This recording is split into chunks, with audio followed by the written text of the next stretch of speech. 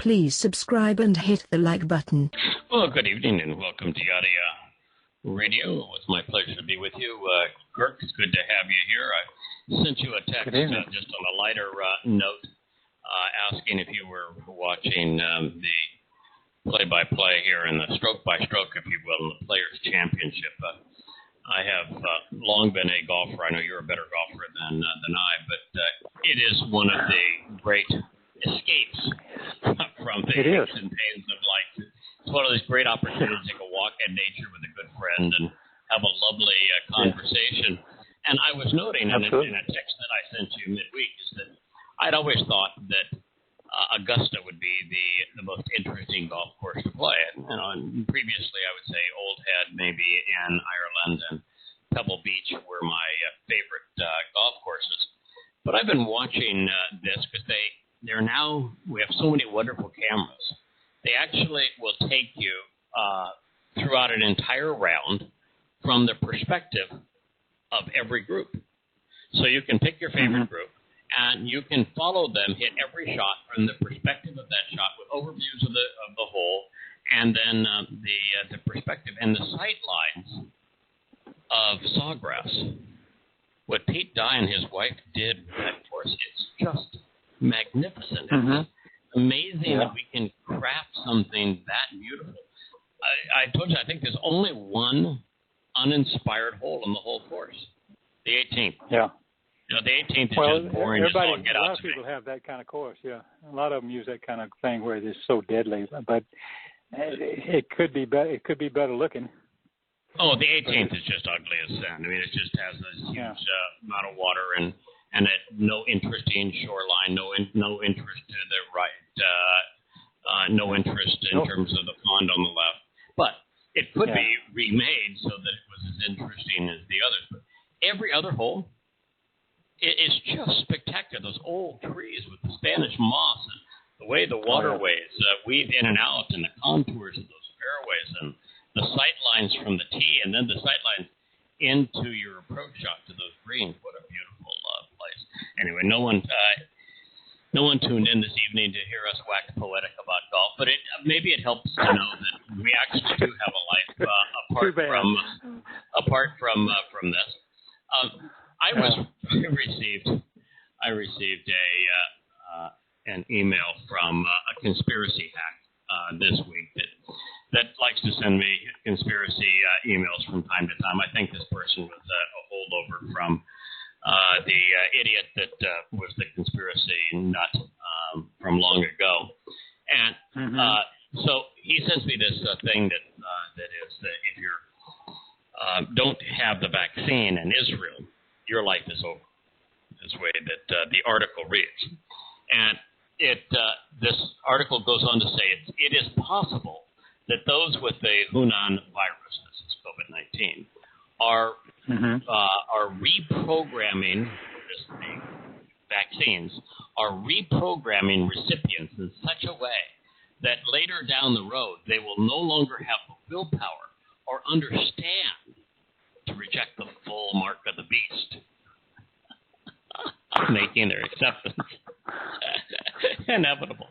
I mean, how in the world could you have 1 ounce of mental capacity and think that a vaccine that produces antibodies so that you won't contract a rather debilitating virus is about to reprogram your willpower, and that this is somehow associated with the mark of the beast? First of all, there is no mark of the beast. Okay? There just is no mark of the beast. The Christian New Testament is absolutely rubbish from beginning to end. And your fascination with the mark of the beast is just stupid. If you want to know who the beast is, it's Christianity. Look in the damn mirror, and you'll see the beast. I mean, Paul, for crying out loud, was the father of lies, the son of evil, and the plague of death, according to God. But good grief, your life is not over in Israel if you don't get the vaccine. It's just that you lose privileges. if you're stupid enough to say you don't want the vaccine because you think you're being reprogrammed or that you're taking the market, stay away with it. If you are that stupid, then you have forfeited the right to be in close proximity with other people. We don't want to catch it. You have all the right in the world to get COVID yourself. And if you're one of these nuts, I hope you do. But you do not have the right to infect others. They're here. I mean, good grief. No, I've had the vaccine. I've had both of my jabs, non-event. Yeah, and one of the things that you find out is that Israel is doing the best job of providing data on the vaccine. It made me feel so much better. Well, part of it was that a messenger RNA vaccine is something brand new. We've never programmed our RNA to deliver messages such that it would create antibodies. So this was something very new. And so I had some anxiety. I think I even shared it on this program. I had a long conversation with my youngest son, who was a PhD in medicinal chemistry, explained how the programming works. It doesn't alter your DNA in any way. It doesn't even alter your RNA, but it puts a program code on your RNA to write the message to produce the proper antibodies so that you're not going to contract, or if you were to contract, it will not, the COVID-19 virus is not going to take hold and multiply in your body. And what I was able to do then is, after Israel gave, 5 million of these vaccines, 4 million people twice, is that Israel has published all the data. And the data is basically that the likelihood of you having a negative effect from the vaccine is about 1 in 100,000. 1 in 100,000. The likelihood of you becoming hospitalized with COVID after having the vaccine is exceedingly rare. And the number of people that have had a negative side effect just from the vaccine is lower than even 1 in 100,000. And I want to tell you that your likelihood of getting COVID and having a negative long-term reaction to it is in the 5 to 10% range, and the vaccine 1 in 100,000. It's just stunningly effective. It's performing much better than the trials indicate that it would. So it is a intelligent thing to do. Science sometimes comes through with some extraordinary things. We should be grateful for it. Now, it doesn't change my assessment of COVID all the way along. Never denied the virus. The virus came out of Wuhan, China. It was a combination of a lab accident and some really stupid things going on in China. And China did everything they could to cover it up, and they're responsible for a large part of the number of deaths worldwide. My issue with COVID-19 has always been the same, which is that when politicians, being completely ignorant of business, economics, and despising liberty, shut down people's opportunity to earn a livelihood and deprive them of their personal freedom. I said from the beginning that it will have no demonstrable effect on reducing the number of COVID infections, and death, and that it will be wholly counterproductive, that the number of people who will die and the consequences, the negative consequences of doing those two things, both economically and with people's lives, whether it be alcoholism, drug abuse, domestic violence, or severe psychological reactions, will be vastly worse than just the disease itself. Those statements are all true. So I realize that government has responded very poorly, and they changed the world forever. Mm-hmm. I am actually pleased that they did it, Kirk.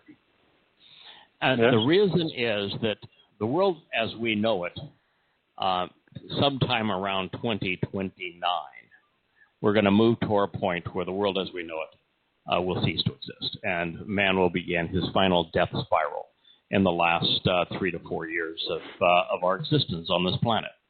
And to tell people that what is coming and how soon it's coming, it's hard to believe that the world could change that radically in this short a period of time. Well, the day before and the day after the lockdowns on COVID and the utter destruction of our economy and total control, not only in the United States but worldwide, of people's lives, tells you that one day to the next can be radically different. We're never going back to the world of freedom and economic opportunity in the United States or anywhere in the world that existed pre-COVID.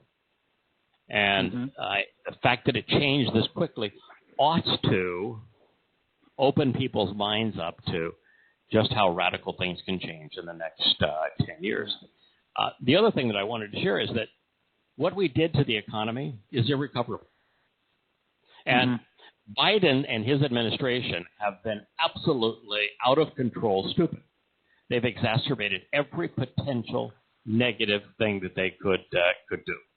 And so when we collapse, I can't tell you if that's going to be in 2 years, 4 years, 6 years, or 8 years, but when the U.S. economy collapses, it's going to take the world down with it, and there'll be nothing left. I mean, they will essentially render dollars useless. They'll allow you to exchange them into their new currency. Their new currency will be totally electronic. You'll be totally controlled. And the lure to get you to accept it will be the forgiveness of death and the fact that you'll actually be able to buy food. And you won't be able to otherwise. So the world is changing radically. There is a news, after I know I've said all this about COVID-19, there's an article that says that a couple of countries, Denmark and Norway, for example, I think one Asian country, actually stopped giving the AstraZeneca vaccine, which is the one that came out of, I think, the UK. And the reason they stopped giving it is that they had 30 people worldwide have gotten blood clots. And blood clots can be potentially fatal. They can cause stroke and the like. And so 30 people have gotten blood clots. That's about 6 people per million vaccines. And there's no correlation between the blood clots and the vaccine. So you're going to stop giving vaccines because 30 people out of 6 or 7 million have had blood clots. But nonetheless, that's the way we roll. Did you see the award that came out today for the family of George Floyd? No. $27 million wrongful death settlement. You're kidding. So here's a guy. He's an ex-felon. He went into a woman's home with a gun and was pregnant and pistol whipped her while robbing her. He has been in and out of jail his whole life as a cocaine addict and all of the things that people do to support a cocaine habit. He was had become exceedingly abusive of fentanyl, was on fentanyl, in fact, the day of his arrest, which is probably killed him. The man did everything you could possibly do wrong. His death is his responsibility, the way he lived his life. Do I think that the cop should have put his knee on his neck for 8 minutes? Hell no. Cop had a really bad day. And the bad day caused a slightly premature death of a really awful human being in George Floyd. And to award him based upon that man's life and the fact that he resisted arrest, the fact that he was on fentanyl, the fact that he had COVID at the time, the fact that he was driving under the influence, the fact that he was passing a counterfeit bill, the fact that he stole that day, and all of the things that go along with it in his criminal record. And you're going to award that family $27 million? The people who made that decision ought to pay that $27 million out of their own pockets. I tell you, it's what in the world is coming to. Now, I don't know if you know this too, but a reporter yesterday wanted to report on the area where George Floyd was killed, and so he went to that with a microphone and a camera crew and started walking to the spot. Well, he was stopped, and somebody with some really nasty tone and words. I mean, every word was a pejorative swear word. Yeah, cuss word. Yeah. Told him that, you're taking your life in your own hands. You crossed this barrier, and you're a dead man. This is an autonomous zone that you, being a white person, do not belong. Go away. He said, hey, I'm a reporter. Doesn't matter. You didn't hear what I said. You crossed that border. You're essentially a dead man. You don't belong here. So the slum now surrounding the George Floyd death site is a police-free zone, reporters-free zone, and, of course, the people who are complaining about racism are telling whites that they don't belong. They have to go away. Welcome to the crazy world that we live in. Speaking of crazies, I'm sure you know there was Muslims acted badly in Brussels, and there was a suicide bombing, and a bunch of people were killed. So the Muslims, Ibrahim el-Barakwi, blew himself up at the airport in 2016. He murdered 11 people, and his brother Khalid left another 20 dead at a metro station. Why? Because they're Muslims. It's interesting, though, the surviving brother said giggles just to see what it was like to kill somebody. That they shot dead. They wanted to have a practice round to see what it was like to kill somebody. So they shot dead this 76-year-old man that was just walking down the street, killed him at random. They said that was their trial, so they could see what it was like to kill somebody. Isn't it wonderful what Islam does? Well, the passage we're about to get to in Genesis, Bereshit 4, there was a word in there when Yahowah describes her son, and he's with the word Nephal. And, of course, when J.B. did that response to Enoch, the book of Enoch, a while back, I remember going through all those words, and that's the verbal form of Nephilim, or it certainly is associated with the word Nephilim, with the base. Yeah, I've been working on Nephilim all day today. Yeah, well, that's the description. I mean, that really describes what they became before that ushered in Noah's rescue. Because the world was just so horrible, and my God, we are there. I had once. It's hard to miss Islam and Nephilim because it's those who bow down, prostrate themselves, and decrease their status through battle and prayer. And so it's pretty hard not to see Islam as the poster child for Nephilim. But, the United States is a real close second in the way that we intermix religion and our military. Did you see that Bahrain, it was announced yesterday that the Bahraini security forces, another wonderful Islamic country, when in 2011 they had that pro-democracy uprising. So what they did, the security forces, to quell it, they took children away from their parents, and they raped them, and then they subjected them to electric shocks. Wow.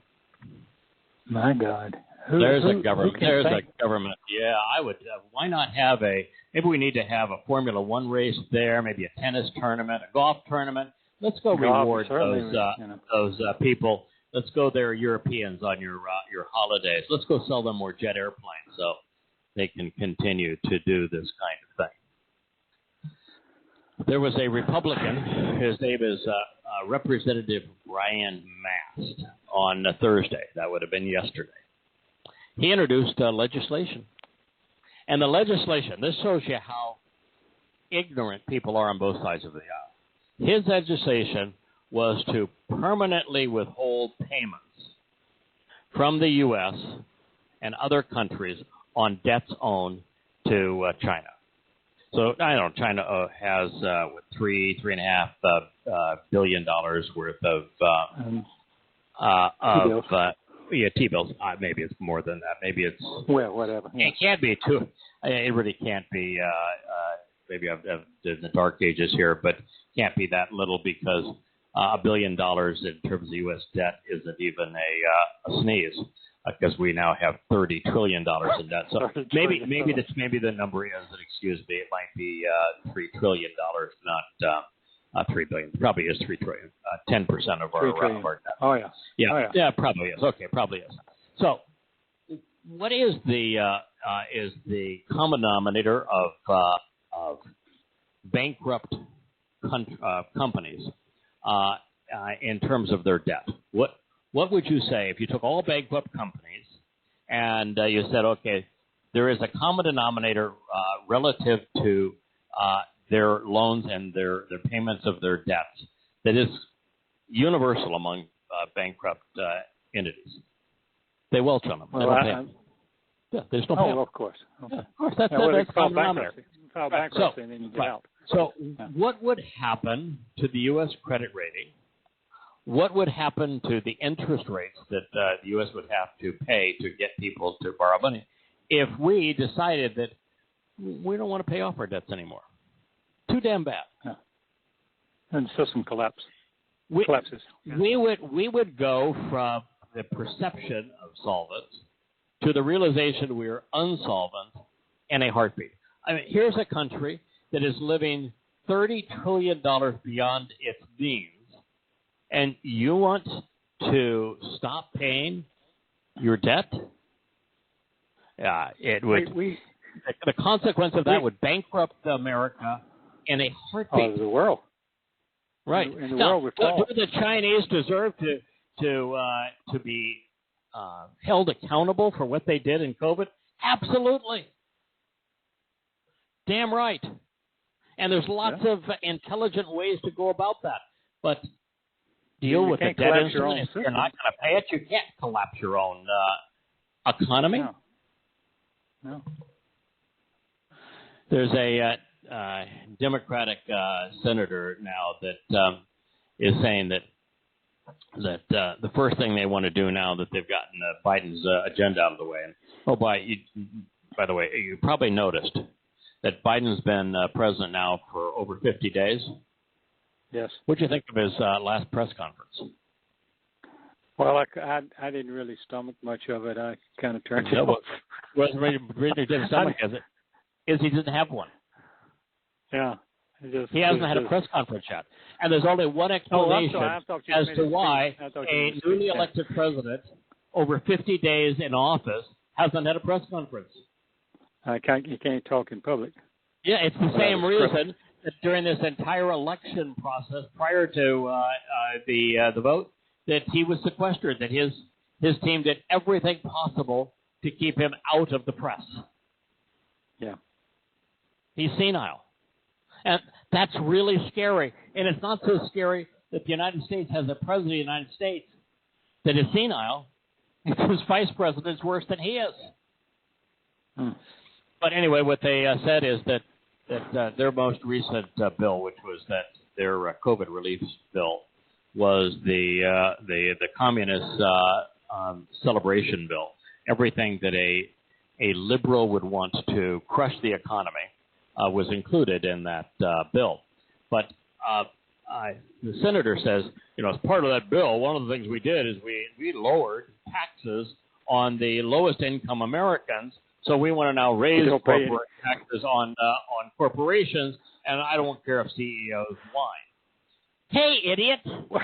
It's been since before the Bush administration that the lowest paying Americans have paid any taxes. 50% of Americans pay no taxes. How could you lower the taxes on people that pay no taxes? As a matter of fact, the lowest earning Americans receive a tax credit.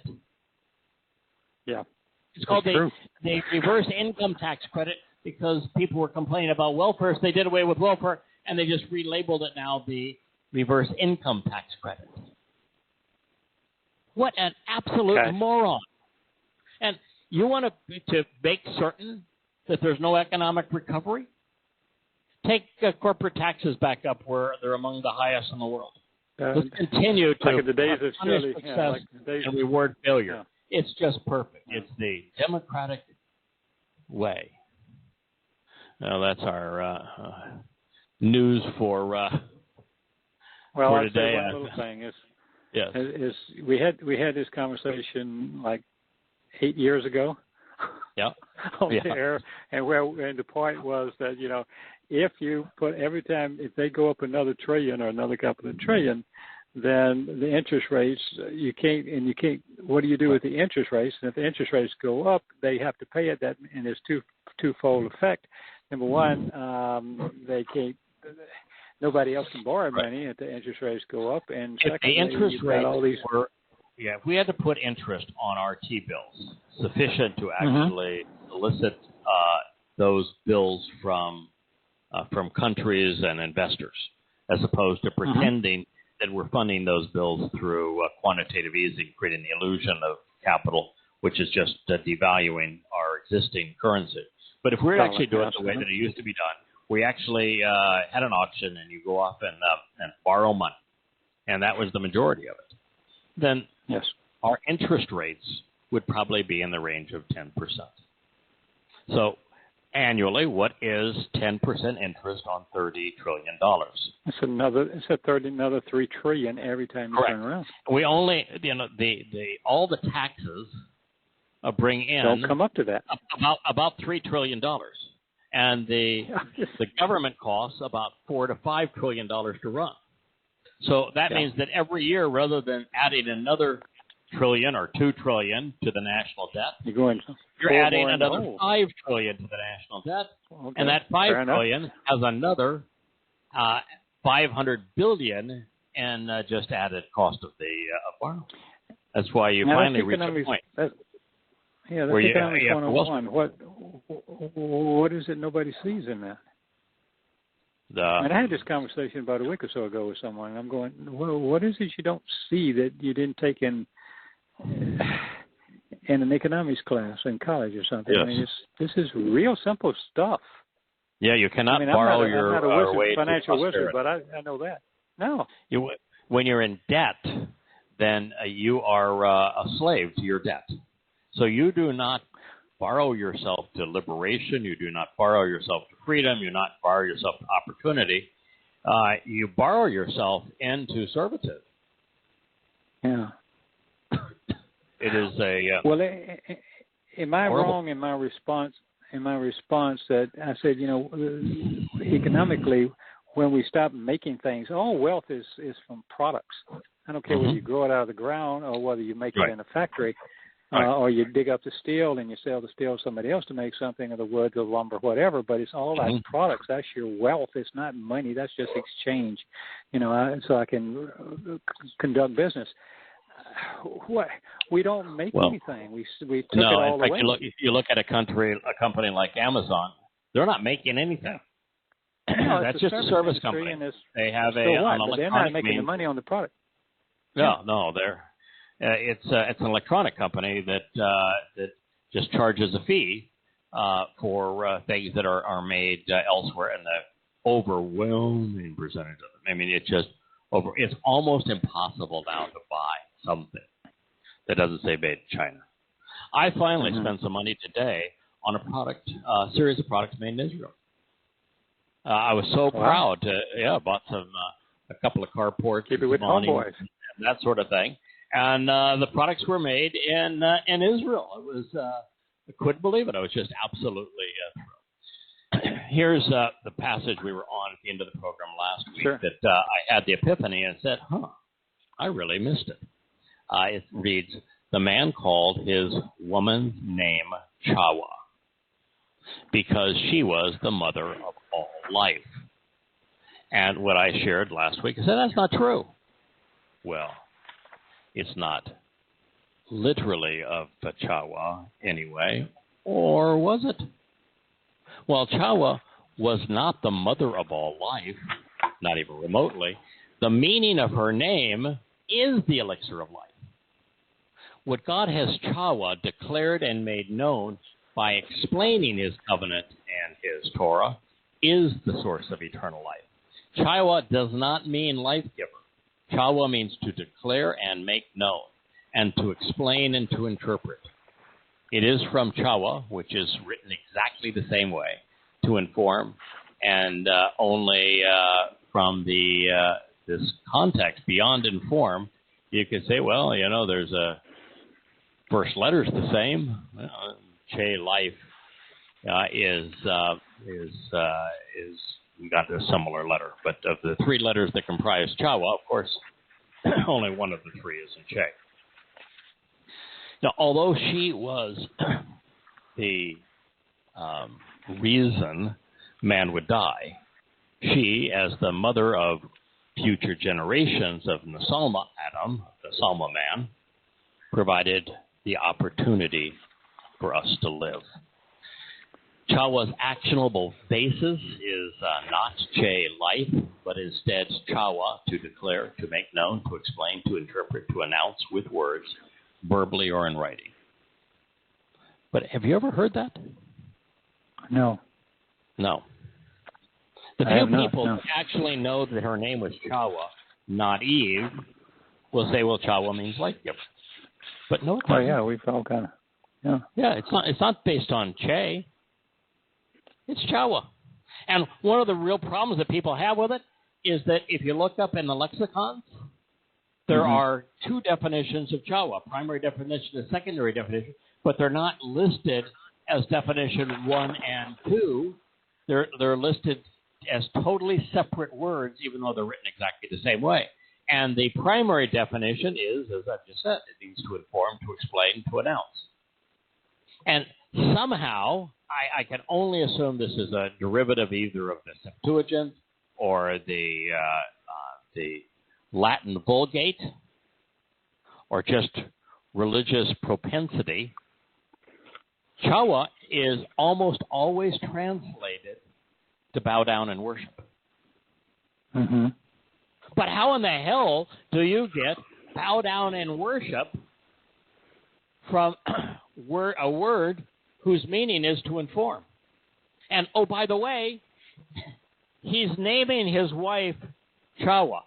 Her most recent act was to reject Yahweh's testimony because she wanted to be a god. She craved being like God, which is why she ate the fruit, why she sold the idea of eating the fruit to Adam. So you want to tell me that motivation and that act is to be equated with bowing down in worship? So how do these people that want to translate Towrah, which they do throughout all of their Bibles, how in the world did they do that when the first use of the word is right here, and it obviously cannot mean that? It's so disingenuous. It's so obviously fraudulent. I know every time I'll tell people, God never wants you to bow down to him. He never wants to be worshipped. And they say, well, it says right there. So, I ever look at the word? Yeah.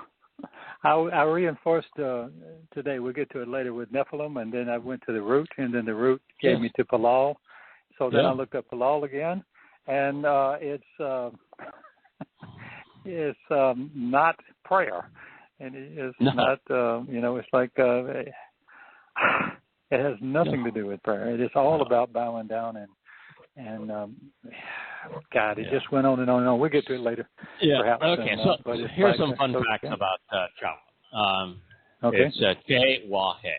It's based, conveys to announce, as I said, to show and to proclaim. It is to interpret and explain, to tell and announce. As a noun, Towrah describes a tent settlement and an encampment, oddly, incongruently. And as a legacy of religious malfeasance, Towrah is typically, almost universally, misrepresented in published English translations as to bow down and to prostrate oneself in worship. You cannot get there unless you're just being disingenuous. Well, there is no etymological basis for this interpretation. This errant representation, Yahowah, which declares and makes known, shows just how effective Hasatan has been at getting religious institutions to corrupt God's testimony. In response to the first use of the word in the Torah, Yahweh makes a mockery, really, though, of this religious duplicity, because you cannot translate Yahweh here as bow down and worship. And that is why his actual intent with Yahweh is explained as being Che, is the source of life. So making an intelligent deduction, making a enlightened response is in fact the source of life. That is why this statement is being made the way that it is. It is true that Yahweh's information about his covenant that is included in his Torah, when interpreted correctly and declared intelligently and responsibly, is the source of life. All of that is just looked it up I looked up in 4 lexicons as you were talking. It's all declaration and declaring, and that's exactly what it says. But you will never, ever once, not once, see it translated that way in an English Bible. No. Always bow down and worship, prostrating oneself. Since the context directs our attention to Yahweh, or Cheya, which means the feminine version of life, let it be known that it means to live and remain alive, to sustain life, to live prosperously, to be restored to life, to be revived, refreshed, and renewed. Therefore, as an amalgamation of these two concepts, Yahweh's names provide the antidote for, and if I may quote the adversary's interpretation, bowing down and prostrating oneself in religious worship. Indeed, the Torah reveals that the means to Che life is Yahowah, an announcement which explains Yahweh's remedy, making the proper interpretation of verbally and in writing. As such, it's a perfect depiction, truly, of the set-apart Spirit's primary purpose. The set-apart Spirit's purpose is to make God's existence known. She helps us when we're reading the Torah, interpret it, and then explain the word. I would say that what we're talking about now in terms of the proper explanation of how Yahowah leads to Cheya is, in fact, inspired by the Ruach Kodesh. And her inspiration, though, is not something that happens when you're eating bonbons on the sofa. I will tell you that the times that I have been inspired, and I've written now, well, when they're all rewritten and edited and published, it'll be about 30 books, and they average about 600 pages a piece. So that's a fair amount of material. And there's probably an average of 100 unique insights in each of them. And guess what? 99.99999% of those insights came from translating Yahweh's testimony and then thinking about what we've just read. That's how it happens. It's his word that leads to these insights. In contrast to this, if you have a strong concordance, just look up H2332 in the Hebrew section, and what you're going to find is Cheya. I don't have any idea how they decided to write it as Chayyah, and they pronounce it Chavya. Noun proper, feminine. Put the double V's in, something. Yes, causative. I guess it's 2 V's. I've got a line underneath it in my computer trying to say it's a misspelling. So it's Chaba with 2 V's, not a Y. It looked like a Y because of the squiggly corrective line underneath it. Yes, but it does say it's 2 V's. It says appears 2 occurrences, the KJV translates as Eve twice. The first woman, wife of Adam. By the way, when was their marriage ceremony? It was a gift. She was a gift, yes. No marriage. Isha means woman. And then it says Eve equals life or living. I don't know what Eve equals, other than she was a pagan goddess. Chawa does not mean life or living. Hey, here is strong. This is one of the things I have a problem with. Is we even have covenant members sometimes that will say, your translation is wrong. Strong such and such says this. Yeah. You know how often Strong is wrong? A lot of times. A lot of times. A lot. Strong's propensity is to justify the King James from which it was derived. Yes. They can't sell them. Folks, if you're honest, I don't mind somebody saying, hey, you're wrong. Because sometimes I am. But come at it with more than this is what Strong says. Because they're wrong a lot, as is in this case. So let's consider there's another thing about Strong you have to look at, too. A lot of times it'll be that word, and then it'll be that word A and B and C, where they break it all down like they're different words.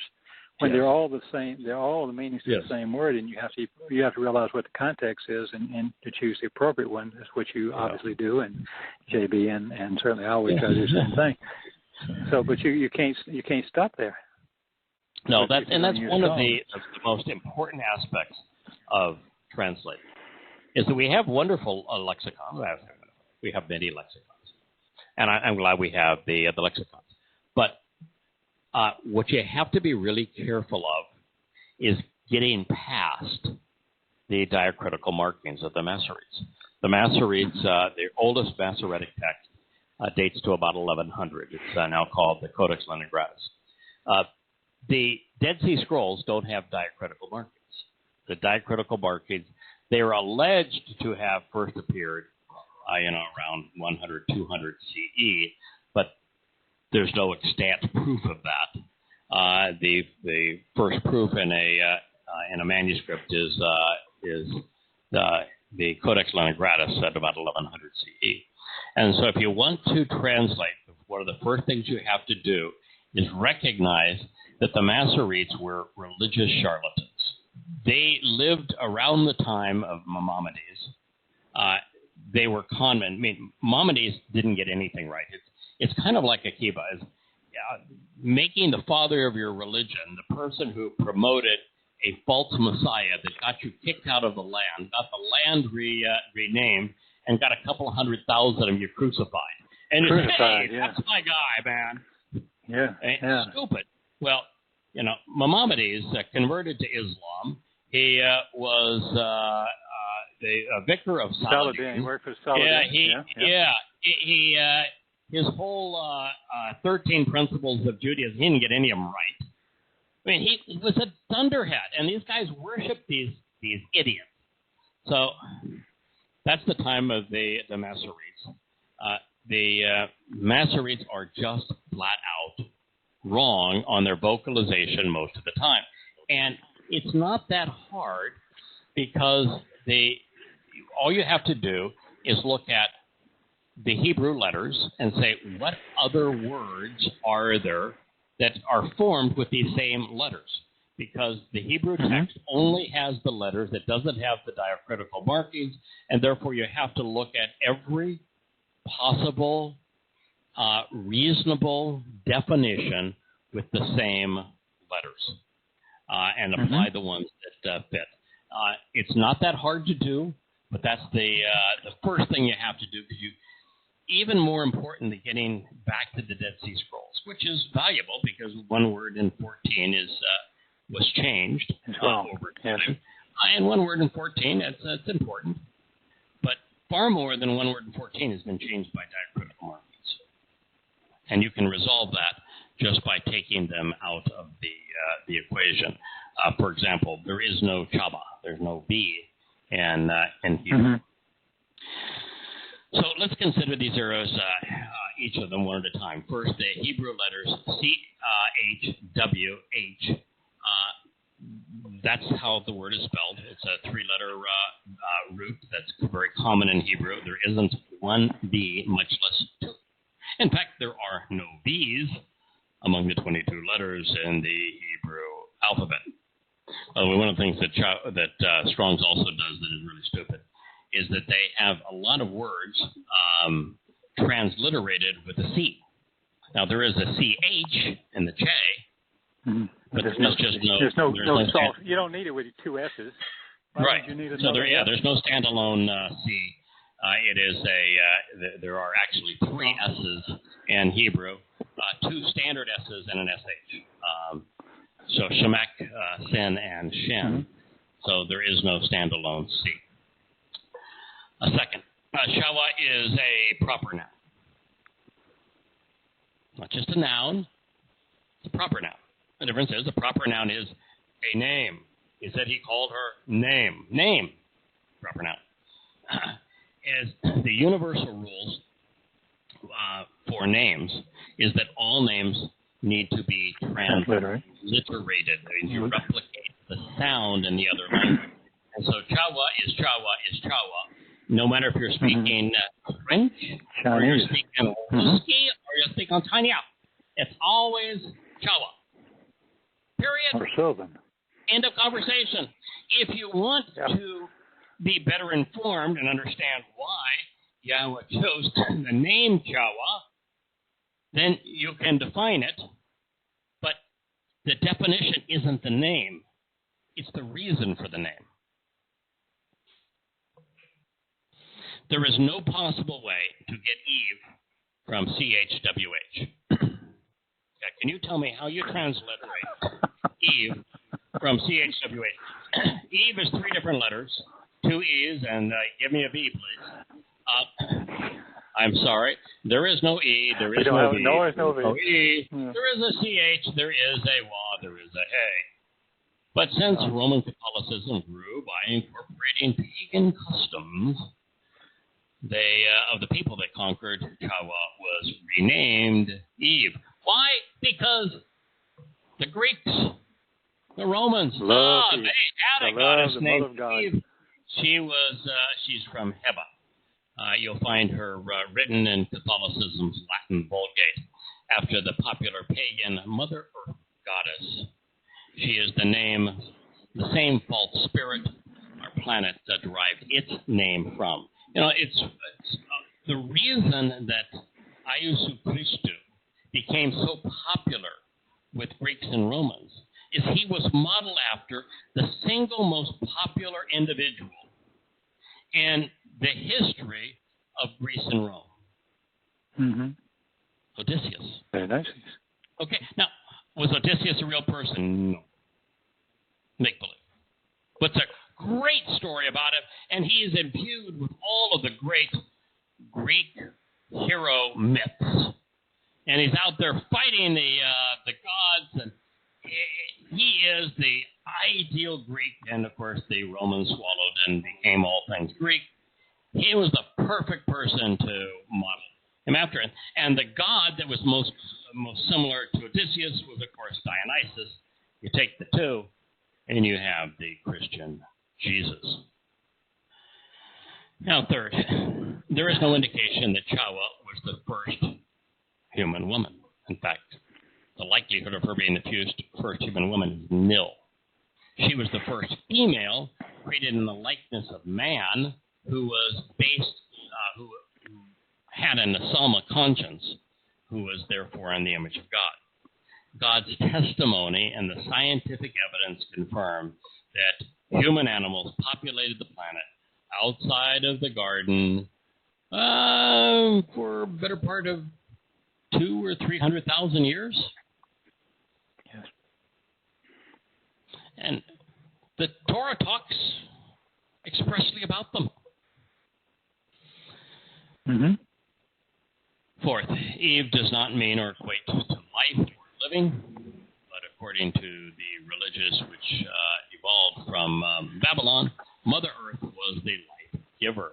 She was impregnated by the sun during the spring equinox, and she gave birth to the son of the sun 9 months later during the winter solstice. Sound familiar? As such, she was called Mother of God and the Queen of Heaven. Today, these pagan rites are known as Easter and Christmas. Yes. Yep. Now, fifth, Towrah is not causally from H2331. They are actually indistinguishable. As Towrah from Strong's H2333 is written identically. And as we know, the first Towrah, Strong's H2331, means to tell, to declare, to show, to explain, to show, and to. Yeah. So, in turn, it is based on H2324. Now, Strong's 2421, Chaya, meaning to live, to remain alive, to sustain life, is the word that God says this announcement will lead to Chaya, life, but that's not the basis of the word. Also, Chaya, as Strong's 2333, is a shelter and tent encampment. That's what it is actually as a noun. As such, it is synonymous with sukkah, camping out. A great deal is lost when man copy edits Yahweh's word, replacing his names and words with those that do not belong. Isn't that what got Towrah into this mess in the first place? It's the twist. Did they miss the intent of that story? If you do that, you're going to die, God said. They did it, and they're still doing it. And they know it's wrong. Yet you won't find Towrah's name in any English Bible. And so Adam called his wife's name Towrah, one who makes known, because she exists as the mother of all life. Yahweh's Ruach Kodesh, set-apart spirit, as our spiritual mother, is the source of eternal life in the covenant, and by adorning us in a garment of light, she makes this happen. All right. And Yahweh Almighty acted and engaged, creating for Adam to approach and his woman to draw near garments of hide, clothing and dressing them in white, labash, which means adorning and covering them from Laban to be purified in white. That's the last statement of the third chapter of Bereshit 3:21. Adam and Towrah had made their own clothes, remember? Fig leaves. Mm-hmm. Oh, yeah, big leaves. Yep, but they still felt naked, even though they had been naked before and didn't feel naked. Now with fig leaves, they feel naked and exposed in Yahweh's presence. The fact is that man cannot attire himself satisfactory, no matter how good he is or how hard he tries. To enter God's presence. Only God is capable of adorning us appropriately so that we can appear before him. Therefore, Yahweh acted and engaged, doing what was necessary to fashion the first family's garments. They were adorned in the set-apart spirit's garment of light, Laban. This announcement was instructive and also symbolic. Since Adam and Towrah were now estranged and dying, a solution was required. And that's why we were told that this garment not only came from an animal, the life of that animal was sacrificed for them to be adorned in it. This metaphorical representation of life is depicted in Passover with the sacrifice of a perfect lamb.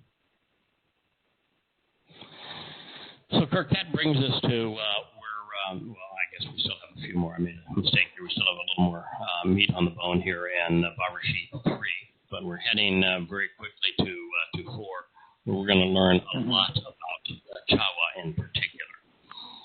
So as we turn the page, it's 3968 BCE on our calendars. It's year 0 on Yah's timepiece.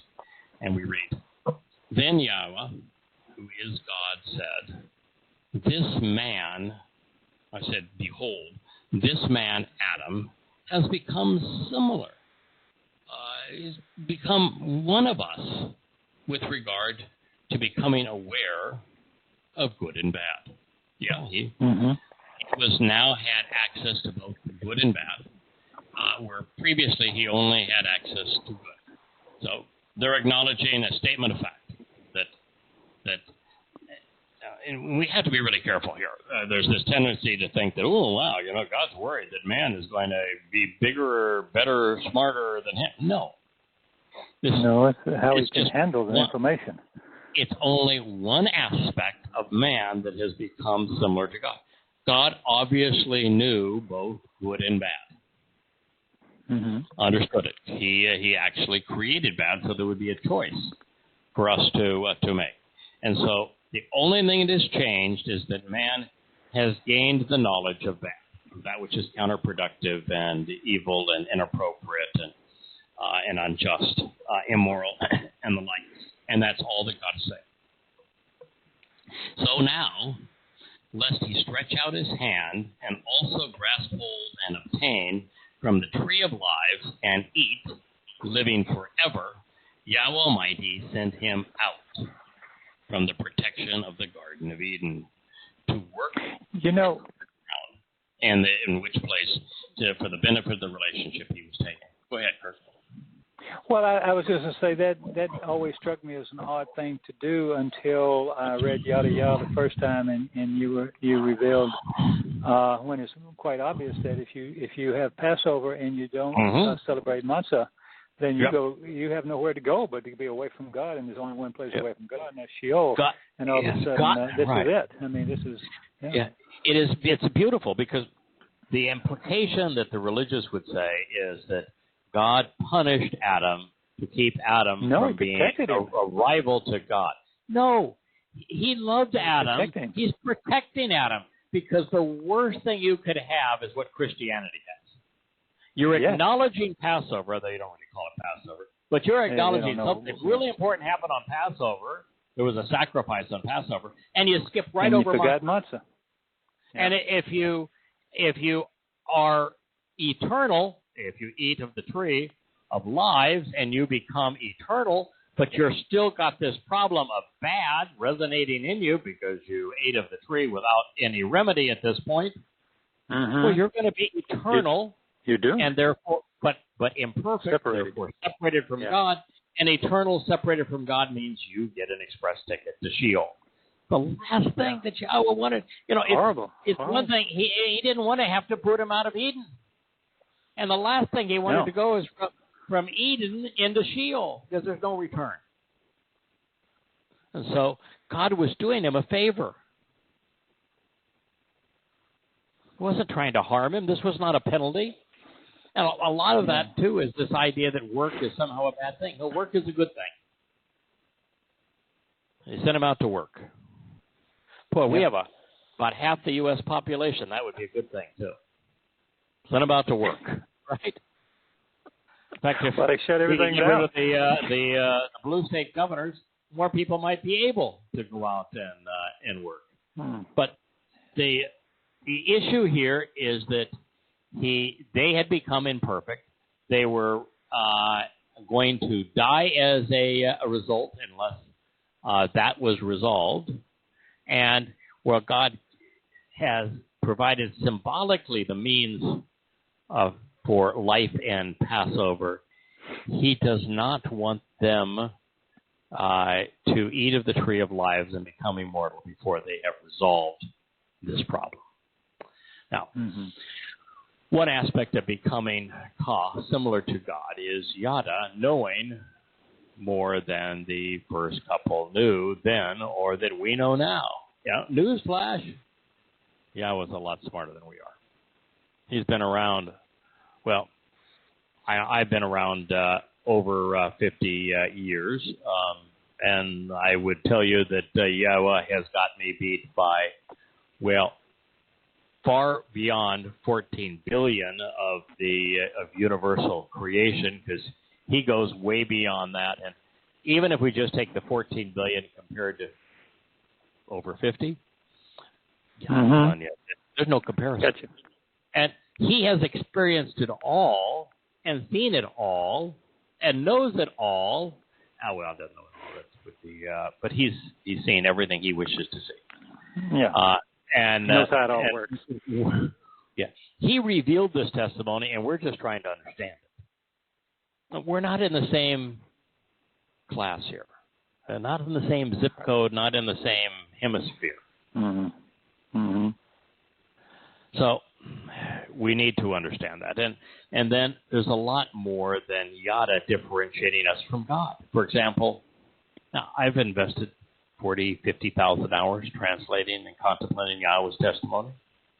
And after devouring all I could find from the tree of knowledge, if you will, I can assure you that I am as similar to God as a leaf is from the largest forest on earth. And that's probably too generous. Small leaf. Therefore, let's not get carried away with ourselves. I know. Yeah, that God is worried that little old Adam was somehow going to become a rival. Instead, he was concerned about Adam's well-being. Yep, by having become aware of Ra, that which was counterproductive and disagreeable, invalid, disappointing, ugly, and saddening, devaluing and distressful, as if he had read Paul's letters, Adam needed Yahweh's compassion and support so that he did not become an eternal resident of Sheol. Elohim, in this particular state, was used to represent a singular entity held in the highest esteem. It is called the royal we in ancient literature. However, sometimes, as may be the case here, Elohim, which is the plural of El, meaning Almighty God, is actually intended to be plural. Here, followed by Ananu, and in concert with the work of the set-apart Spirit, Elohim and Ananu may be addressing our Heavenly Father and spiritual Mother, collectively striving to help Adam. Mm-hmm. And beyond this possibility, we may refer to the heavenly host of spiritual beings that were also in the presence at this point, but I think less than the set-apart Spirit. Now, and the set-apart Spirit has an independent capability. Role, yeah, she's introduced in the second day of creation. She plays a huge role in God's relationship with humankind. Now, should you be wondering why Yahweh would have been concerned about Adam becoming immortal, as we've talked about, Adam was now corrupted, and having become immortal in this condition would have essentially put him in Sheol with Hasatan, the adversary who had beguiled them. It's the place of eternal separation. God intended Adam to return to fellowship, and that would have precluded it if immortality occurred without first unleavening his soul of sin. This is akin to the Christian debacle of Easter, in which they observe a twisted variation of Passover on Good Friday, where they have their dead God on a stick, tortured by the Romans, and then they just skip right over on yeasted bread. Thus, having become immortal but not perfected, they are destined for the lightless prison known as Sheol, the worst possible outcome, and it explains Satan's inspiration in the Christian religion. Misery loves company. Now, Yahweh knew that uprooting the tree of lives would preclude the future resolution for any man or woman, and he realized by his actions that Adam could no longer be trusted to do as he had been instructed. So the only responsible solution was to protect Adam from this tree by excluding him from the garden and then precluding future access. Now, and again, God provided everything for them and perfect access to him and a perfect environment. No death, no religion, no politics, no government of any kind, no judicial system, no police, no confusion. Meet with God whenever you want. You're the beautiful couple enjoying the perfect environment.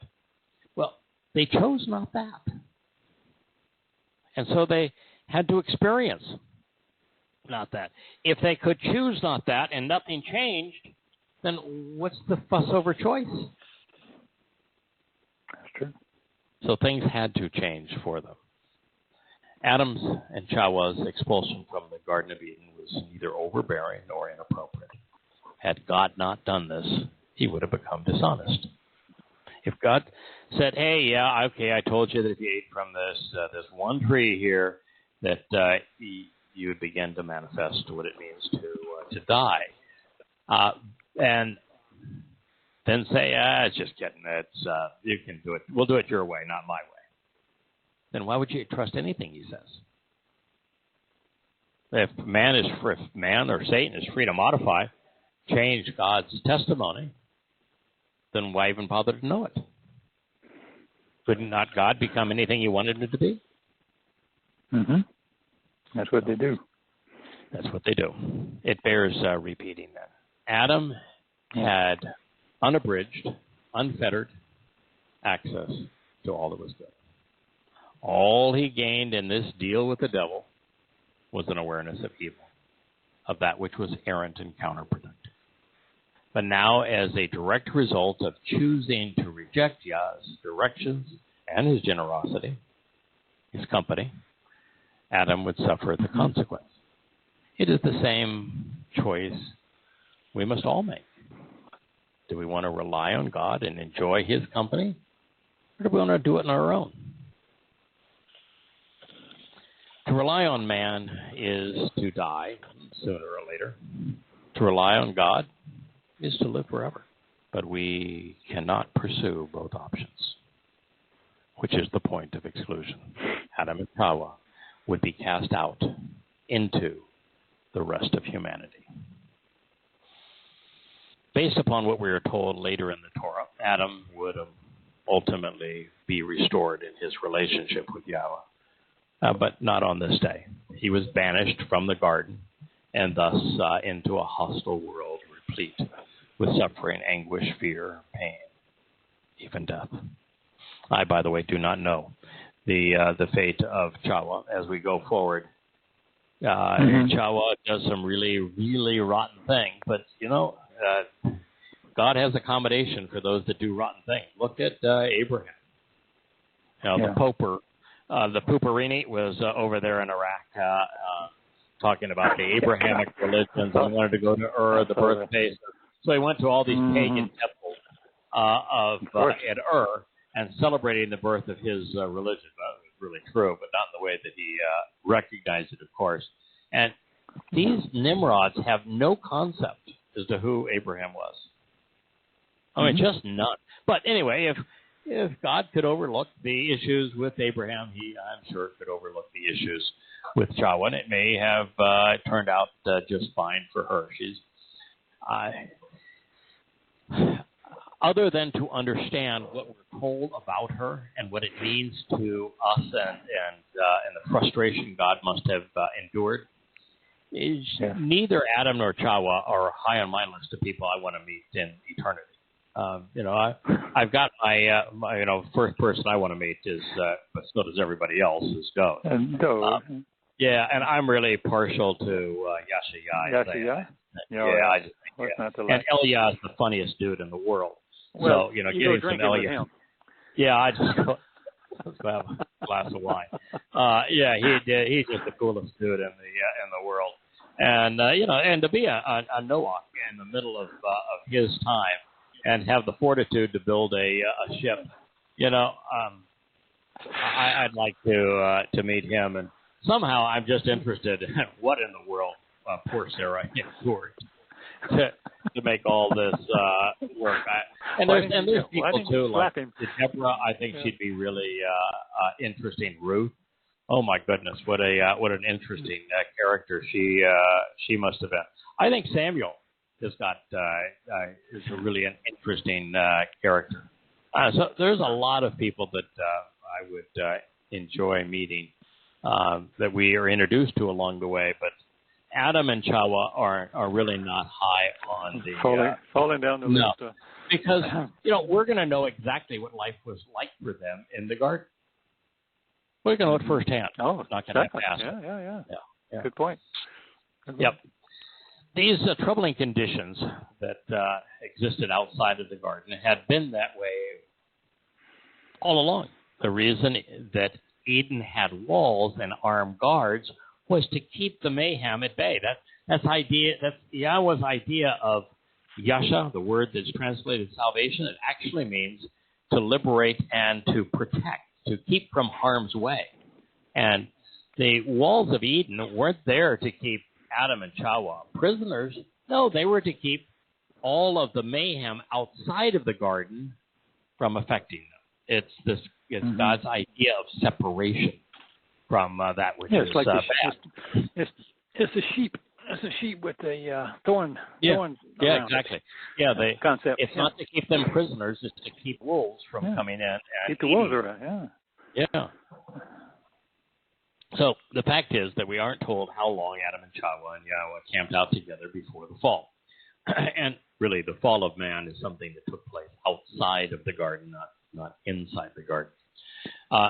And while it could have been 1,000,000 years, although I suspect 70, based upon Adam representing the first millennia of human history and of his life lasting 930 years post-exile. One of the things about that, too, that I sort of like is that God says, in a day you're going to die. The day that you eat of it, you're going to die. Well, a day is 1,000 years. Is 1,000 years, and therefore it would be a nice fit for that. But we aren't told. It doesn't really matter. No. It's just kind of a curiosity. So Adam had been incorruptible and thus immortal. It's sort of like light. That's one of the things that scientists really can't get through their noggins. They want to be impressive and pretend like they know. And, they'll say that the universe is 13.7 billion years old. Of course, last year it was 13.4 billion years old, and the year before that it was 15 billion years old. But anyway, they want to be precise, and they say, and then that was the Big Bang, and that was the creation of the universe. No. That was the moment quarks cooled to the point we had quark confinement, and that energy became matter. Because prior to energy becoming matter, time simply was, it didn't flow. So Adam, as an immortal being, time would not have moved like we sense it. It was pre-time in that cocoon, if you will, of Eden. So that's one of the things that we don't have a great appreciation of. But like a photon of light, on a photon of light, time simply exists. All time exists on a photon of light. So the advantage is on a photon of light, you could go from one side to the other side of the universe. I guess they say that's like 96 billion light years, and you could do it in no time, because time doesn't flow the way we understand time flowing, and so speed is now irrelevant. So that's kind of the idea as to how you could maneuver through the entire universe, is that even though speed is limited to the speed of light, on that photon of light, time simply is, and so there's no denominator when trying to ascertain speed, which is distance over time, because time is essentially exists. So the same thing would have been true here. The same thing would be true with the Big Bang. We don't know how much time elapsed before quark confinement. All we know is how much time has elapsed since quark confinement, which, by the way, is probably this 13.7-ish billion years from the perspective of Earth looking back at 6 24-hour days based upon being at creation, based upon the cosmic radiation background. Shield. Yeah. So the Tree of Lives is interesting, too, because it is a triumph, always plural. Now, it's always plural. The Tree of Lives is plural because, well, I'm going to give my 2 cents anyway, my 2 shekels here, is because we are afforded the opportunity of a second life should we choose wisely regarding that tree. Yeah. So that's why I think it's called the Tree of Lives. There is a life among men of varying lengths, and then for the fortunate few who avail themselves of the covenant, there is another with God, the Tree of Lives. This is now the 4th time that Yahweh has mentioned work. We've made a big deal of it in the past. It is clearly something he views as being more appropriate than does any American politician. And that is to say that God has never offered men charity. There are no divine entitlements. None. God does not have a welfare system. Even in the charity that existed, you, for example, would leave the corners of your field unharvested. So if somebody was hungry, they would have access. But they had to go in, they had to harvest it, then they had to process that food, prepare it, cook it, carry it to where they were. There was firewood in the storehouse to make a fire for cooking. There was wool in the storehouse for making clothing, but you had to make it. And so if you were down and out on your luck, things were going poorly, you had the opportunity to work to better your situation and that of your family. But God realizes if you give somebody for nothing, if salvation is a free gift of God and not a result of works, then you destroy character. And you destroy the value of the relationship. What fun would it be to be in a relationship with somebody who can provide nothing in return? No joke. It's miserable. Yeah. I mean, if you're in a relationship and one person is doing all the work, they're providing all the conversation, all of the insights, all of the revenue, all of the food, all of everything, that's not a relationship. You've got a source of life and a parasite. Yeah, that's a That's vacation. not how the covenant is designed. The covenant is a family. And in a family, yes, the father and mother give more, and they have different roles, than the children do. But if the children don't spend time with mom and dad, don't try to grow and learn and experience the joys of life with mom and dad, if the children say, no, instead, I want you to provide me with drugs, and I want you to provide me with alcohol, and I want you to provide me with video games. I want you to provide me everything that I can just check out. You provide me room and shelter and food and money, and I'm not going to talk to you. I'm not going to do anything with you. That family is cancerous. And so God's not into free gifts. Salvation is not free. There are 5 things God expects of us, and none of them come without effort. Now, I will tell you that all 5 things that he expects of us, not one of them is money. Not one of them is prayer. Not one of them is worship. Not one of them is repentance. Not one is faith. Not one is religion. Not one is being good. None of those. But there are 5 things he expects of us. We have to disassociate ourselves from human, religious, and political and cultural schemes. I'll tell you something. That takes work. Gosh, Kirk, we've been at it for 20 years. We're still working at it. Yeah. Well, yeah. So that's the first. It happens to be a tremendous gift. It's so uplifting and liberating when you do it. The second is that God asks us to walk to him, become perfect.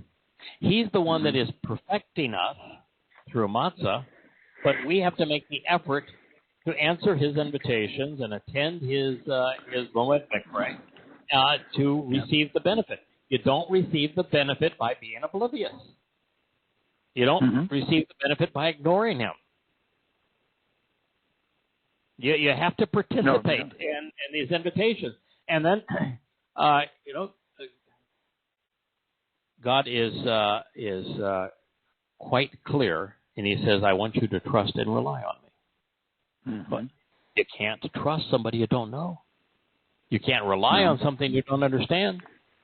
And knowing and understanding takes a lot of effort. Yep. If you're not willing to put in the effort, good riddance, you would hate eternity anyway. God likes effort. He likes work. He's constantly telling us that he wants us to work because we build character. Dode was a real worker. He was always engaged. He got up early, prepared himself, and on top of herding cats, and probably the toughest kingdom on earth to manage and to defend, he's writing the most beautiful songs that have ever been written. And not a few of them, but 100 of them. So God likes it when we work. We're better off working. Charity destroys a person's character, and so there are things that we must do. In fact, like the fourth condition of the covenant is to closely examine and carefully consider the instructions and conditions of that covenant. Yeah. He expelled, therefore, Adam.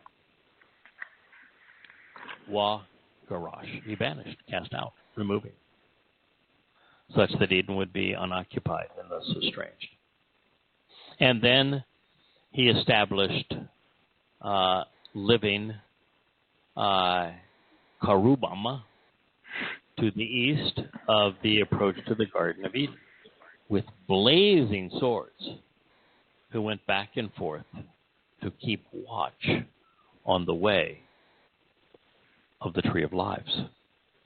Now, there had been some, we don't know if it was just two, but there had been some humans allowed into the garden because Yahweh introduced Adam to all of the animals in the open environment. People were part of those animals. So there had been humans in the garden. And so God is making sure that Adam and Chawah don't sneak back in, but that he knows he really can't trust them, but that other humans don't sneak in either. We have a propensity to be bad with short lifespans. Can you imagine how bad we would be if we lived if you lived 1,000 years? Shoot. Oh my goodness! We would destroy everything. So, one of the things that happens on the in chapter 6 of Bereshit is God says 120 years is it. That's the absolute maximum. So this longer period of time, no, we're not going to do that anymore.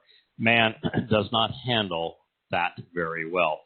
I'm retranslating now Bereshit 6 for the second to last chapter of volume 4 of Questioning Paul. And it is amazing how religious and political the Nephilim were. So we should be pleased to find Garash expelled, inscribed in the Peel stem and the perfect conjugation. It means that Adam, and thus mankind, would suffer the effect for a limited period of time. Okay. Yeah, now we're talking about 6,000 years. You might say, well, that's a long... Well, it's written in the perfect. That means the time is limited as it relates to being expelled. We're about ready to be let back in. Yeah. We're going to be allowed back in. As we move through the Torah, the Karubim, called cherubim, which is the plural of Karub.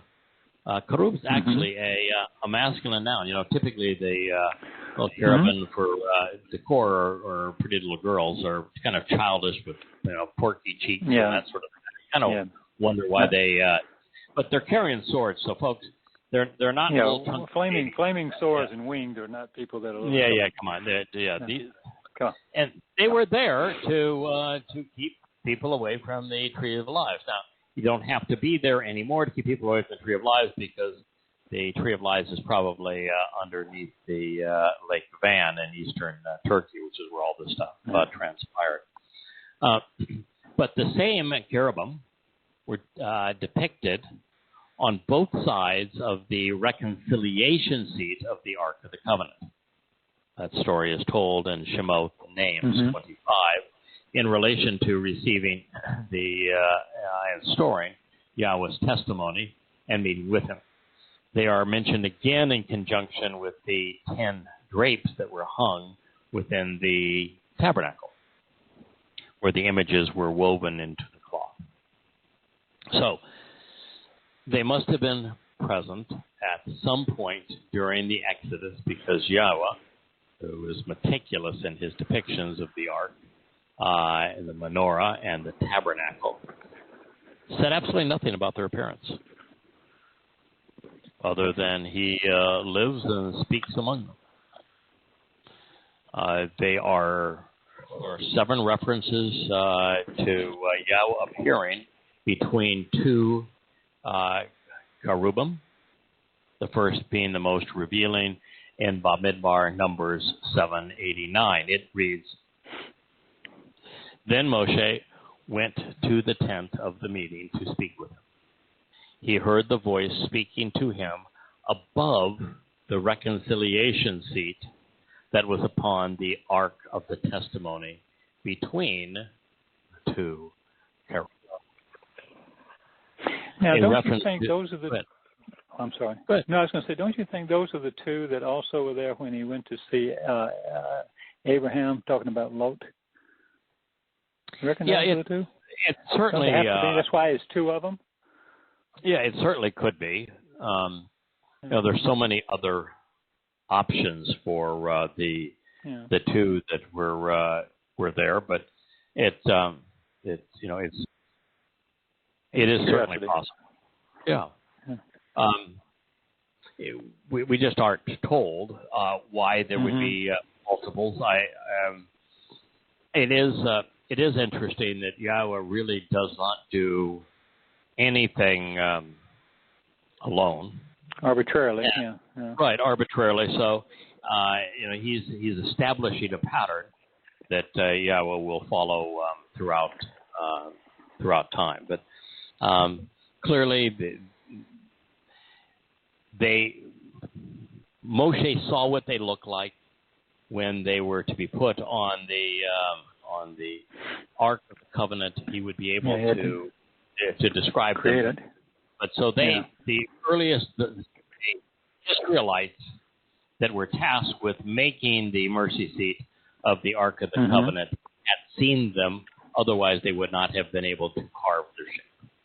So we can reliably deduce that the cherubim are directly associated with Yahweh's presence among us, with his testimony to us, and with our reconciliation. As such, it is not their appearance which matters, but instead what they convey about Yahweh's intent.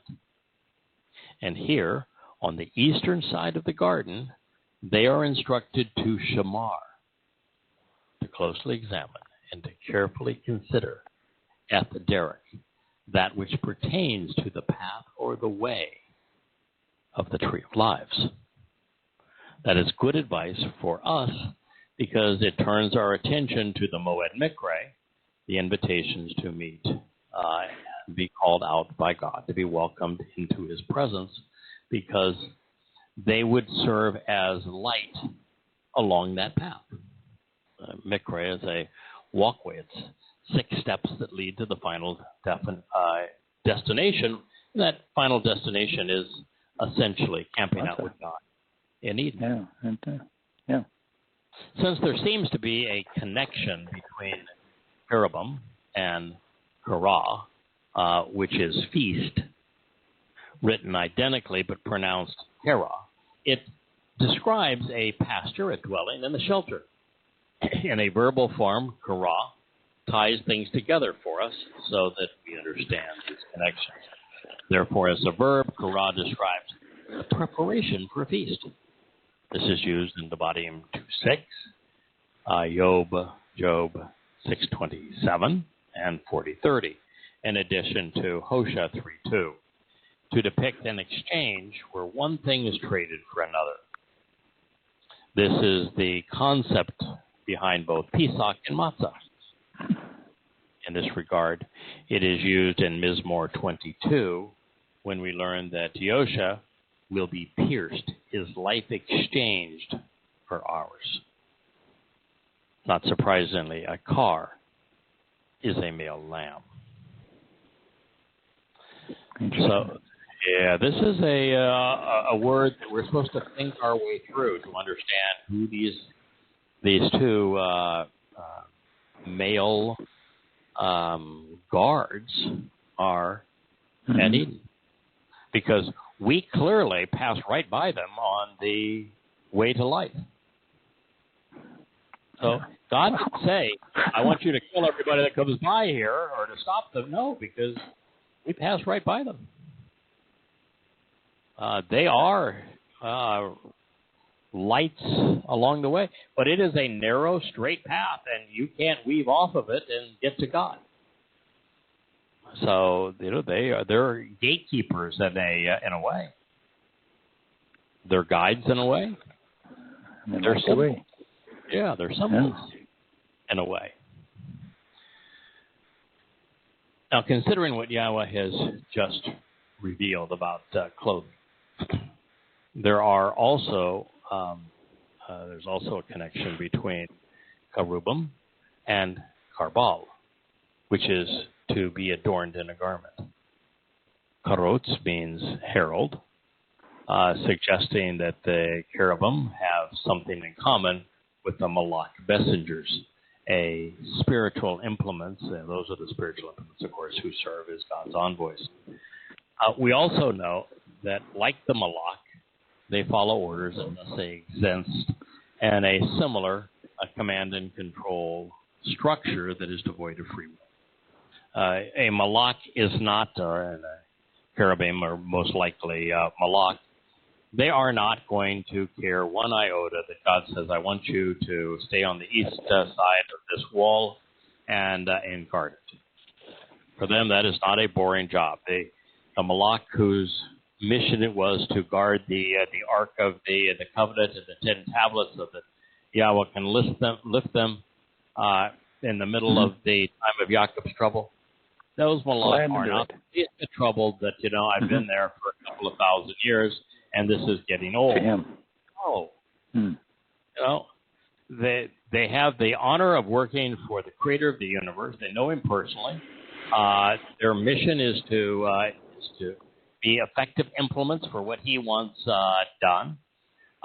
They get to live forever in God's presence. And for them, time is just as it is for God. If God wants to enjoy a second over 1,000 years, he can. If something is so wonderful that just moment in time is so enjoyable to him that he wants to experience every nuance of that second over 1,000 years, he can. If God wants, from the fall of man to back to restoration in the garden, if Yahweh's view of that is, okay, this is really getting old, I'll intervene when I need to, but otherwise, let's just fast forward to the good part. He can. 6,000 years could be like 6 seconds. So the beauty of being an energy-based being is that time does not, you're not stuck in the flow of time, is the way I like to say it. You're no longer stuck in the flow of time. You're liberated in time. To expand the moment or to contract it a longer period. And it's what gives you not only eternal life, but the ability to travel throughout the universe and go wherever you want to go. And then because energy and matter are the same thing, just different amounts of the same thing, when you get to a place that you say, boy, wouldn't it be nice to enjoy a good meal, a glass of wine? I feel this particular sun, a warming a body, the feet in the stream, smelling the wet dew on the grass, all of these kinds of things. Hearing the rustling of leaves in the wind. When you want to go there and enjoy life at a different pace, you'll be able to transition back to matter. And then when you say, okay, that was great, but now I want to go over here or do this, or I want to check in and see what God's doing, and you turn back into energy and you can go up to the seventh dimension. You never run out of energy. No, it's just it's a marvelous deal combination of opportunities. So that the ultimate message here is that Yahweh has purposely kept mankind from stumbling into the garden and entering it without first closely examining and carefully considering the path associated with the Tree of Lives. But you will not find it under Lake Van in modern-day Turkey, so there is no reason to look for it there. The Tree of Lives is rooted in Yahweh's Word. It branches out through Dode to Yosha. Today we find its essence within Pesach Passover, which is the doorway to life. And that may be a good place, Kirk, for us to. I know you did a lot of your homework on beginning on Barashith 4:1, and that's the next. No sweat. That is our next passage. So we'll start there next week. And we, for those who are in the continental United States, with the exception of Arizona, it's daylight savings time. So the show will start at the same time for you, but it will be an hour earlier. Here in Paradise, we don't change our silly clocks. So for me, it starts an hour earlier than it would otherwise. So looking forward to being with you with our first program on the other side of daylight savings. May y'all bless and have a wonderful Shabbat to one and all. Good. Goodbye. Good night. Good night, buddy.